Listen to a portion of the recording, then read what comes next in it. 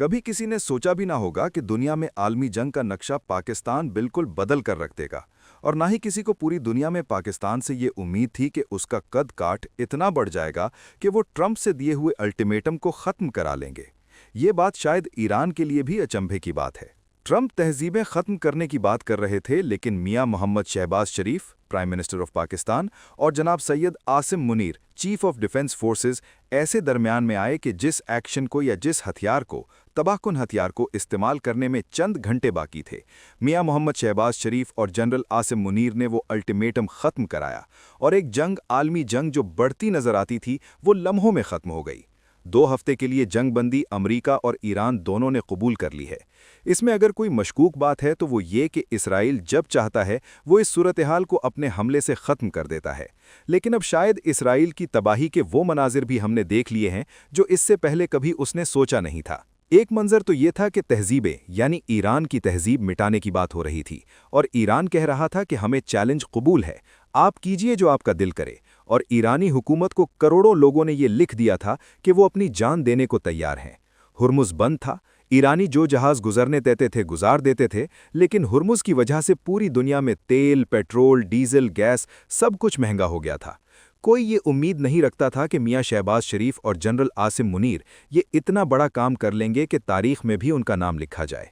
अमरीकी सदर ऐसे नाम लेता है पाकिस्तान के वजीर आज़म का और पाकिस्तान के चीफ ऑफ डिफेंस फोर्सेस का, जैसे वो उनके साथ बचपन में खेलता रहा हो।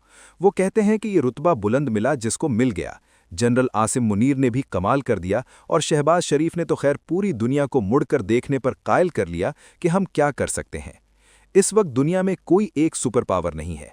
इस जंग ने जो अमेरिका ने ईरान से लड़ी, ये तय कर दिया कि अब अमेरिका दुनिया की वाहिद सुपर पावर नहीं है। रूस और चीन भी उसके साथ शामिल हैं, लेकिन पाकिस्तान का मर्तबा भी और पाकिस्तान की लीडरशिप का मर्तबा भी बहुत बुलंद है। मेरे ख्याल में इब्तिदाई बातचीत तो 15 निकात पर हो रही है जो अमेरिका और ईरान के हैं, लेकिन मेरे ख्याल ये निकात 10 निकात तक सिमट जाएंगे और मामला तय भी हो जाएगा। लेकिन इन 2 हफ्तों में वज़ीर आज़म मियां मोहम्मद शहबाज शरीफ और वज़ीर ख़ारजा जनाब इसहाक डार और उसके साथ पाकिस्तान की दिफाई कोर यानी जिसके सरबराह जनरल आसिम मुनीर हैं, उन्हें भी शायद इन 15 दिनों में सोना कम ही नसीब हो, लेकिन इसके नतीजे में पूरी दुनिया में अमन आ जाएगा, सुकून आ जाएगा। एक और अहम बात यह है कि 1 या 2 महीने पहले तक जो इंडिया पूरी दुनिया में साजिशें करता फिर रहा था कि पाकिस्तान को नुकसान पहुंचाओ, पाकिस्तान को ख़त्म करो, ख़ास तौर पर नेतन्याहू से उसकी बड़ी दोस्ती, लेकिन अब वो बेनाम मरेगा, अब उसे कोई नाम नहीं मिल रहा। पाकिस्तान हर हवाले से मजबूत था, मजबूत है और मजबूत रहेगा। पाकिस्तान ने इंडिया और पाकिस्तान के दरमियान जंग में दुश्मन यानी भारत के जहाज़ इतनी तादाद में और इस तरह गिराए कि यूं लगता था जैसे कोई बच्चा एयर गन के साथ चिड़ियों को निशाना बना। दुआ है कि तबाहशुदा ईरान अपनी तामीर नौ का काम बहुत जल्द करे, उसे दुनिया से और ख़ास तौर पर अमरीका से वो रकम भी मिले जो उसकी अमरीकियों ने गस्ब कर रखी है, और वो पैसा भी मिले जो उनके नुकसान का अजाला हो, और एक नए ईरान, कम अज़ कम मैं खुशनूद अली खान तो ये चाहूँगा कि हंसते खेलते ईरान को खुद जाकर देखूँ।